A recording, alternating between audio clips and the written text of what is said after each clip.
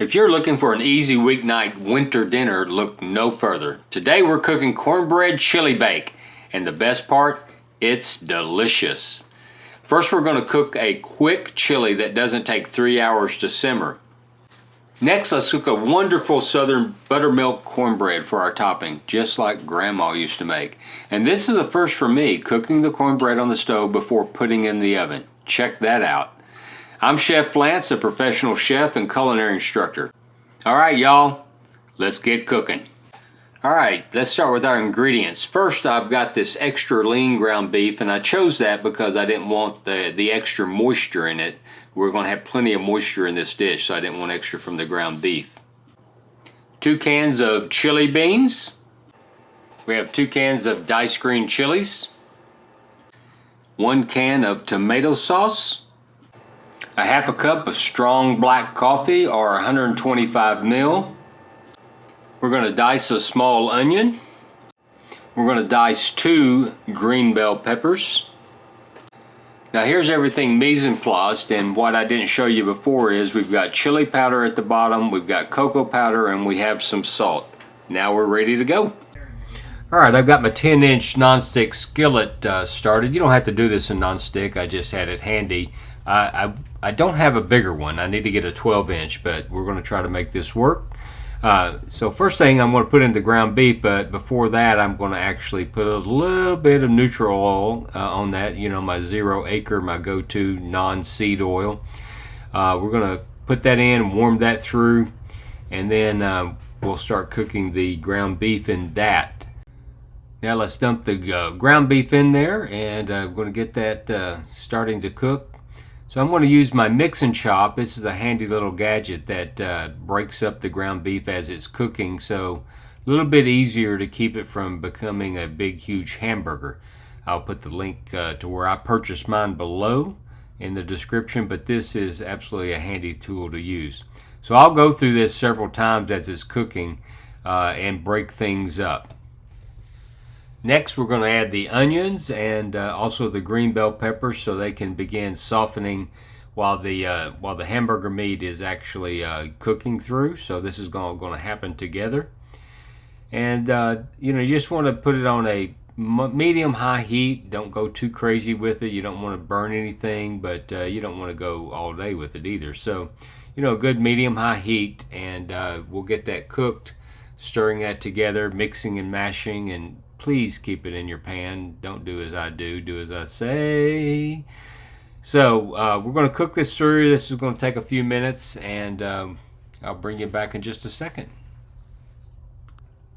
Alright, so now you see that the meat is starting to brown a little bit. I've switched to a little small spatula just to stir this, keep it against the bottom of the pan so it continues to cook.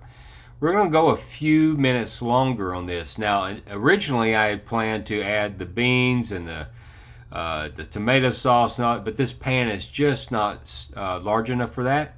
So what I'm going to do is get a large bowl, put all that in there, and then mix this mixture in that before I start loading up the baking casseroles. All right. All right, we're pretty much cooked through now. You don't want to overcook it because remember it's going to bake in the oven. So now I'm bringing out the bowl.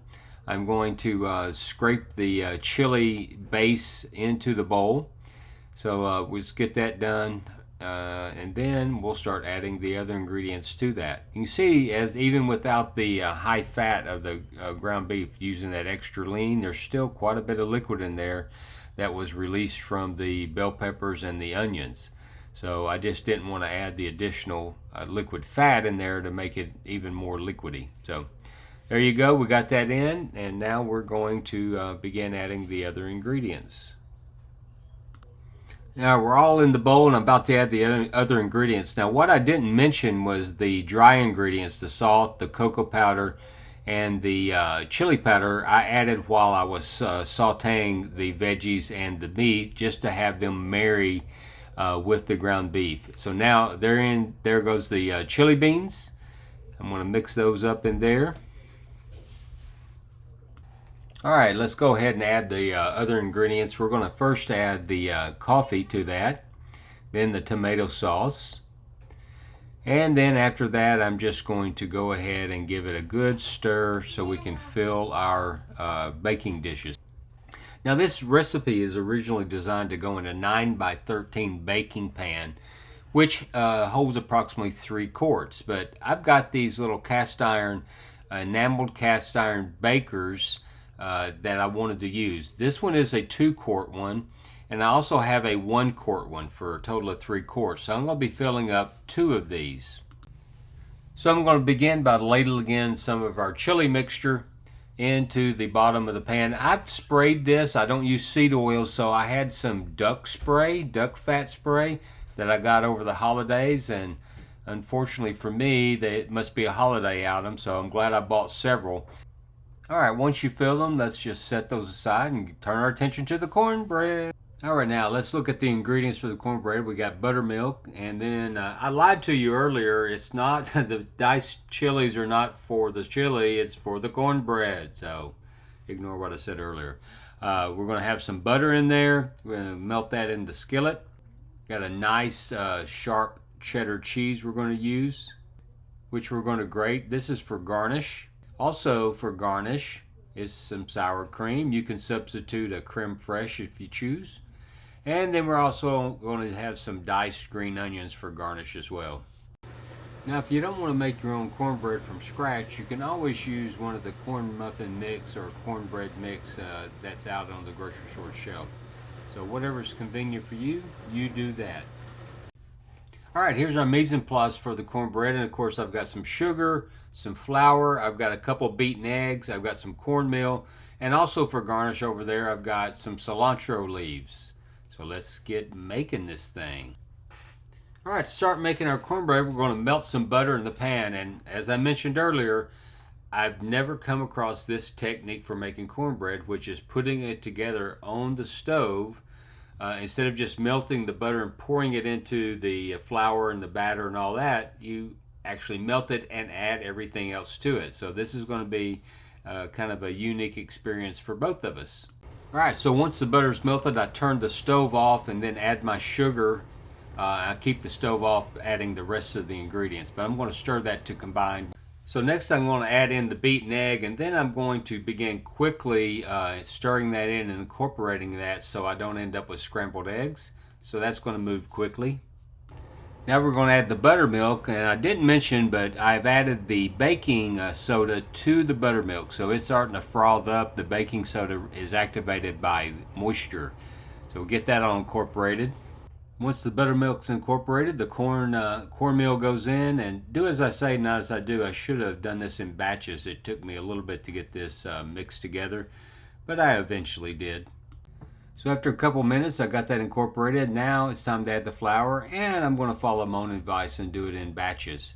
So we're going to get this thoroughly incorporated. Once the flour's incorporated, let's put in the green chilies. That's both cans. Next comes the cheddar cheese. We're going to stir that in thoroughly. So now we'll take the cornbread mixture and we're going to top off the chili in the pan, getting that as close to the edge as possible. And don't make a mess like me, seriously. My mother called me a bull in the china closet. Now I'm going to put this on a sheet pan and put it in the oven just in case it overflows while cooking. Now place this in a preheated 400 degree Fahrenheit oven or 205 degrees Celsius. Now this is going to bake for about 45 minutes to an hour or until the cornbread is done. So while this is baking, I'm going to take the small one and put it in the freezer. First I want to wrap it in aluminum foil, very tight. Doesn't have to be airtight, but you want it pretty tight.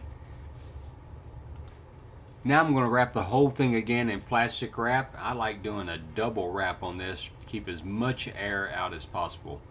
You're going to put this in the freezer when you're finished, and it'll stay there. It'll last about a month. Then you bring it out. Then you're going to cook it from frozen until the internal temperature reaches about 150 to 160 degrees. Alright, let's check it. First thing I'm going to do is take a knife and actually test the cornbread to see if that's done. Here I go setting things on the oven door again. I really got to stop doing that. Alright, so the knife goes in, it comes out clean, and this thing is ready to go. Now we're going to pull it from the oven. And it's going to have to rest for 15 or 20 minutes. So it's one thing, it's bubbling hot, and another thing, you want it to cool down a little bit so that the filling will solidify just a bit. All right, now let's plate this thing. So I'm going to go ahead and slice across and then slice some middle part out, scooping it out. I'm going to put that on the plate, doing my best. Oh, look, I made a mess. Dadgummit. So anyway, I'm going to put that on the plate. Then we're going to do a little garnish. Start with some cheddar cheese that we grated earlier. Then we're going to add some sliced, diced green onions as our garnish there. Little scoop of sour cream. Use creme fraiche if you wish. And then some cilantro leaves to finish it off and add just a little punch of flavor to that. Alright, this is going to be a beautiful and delicious plate. If you like this video, like, share it. That helps us a lot. And check out these videos here.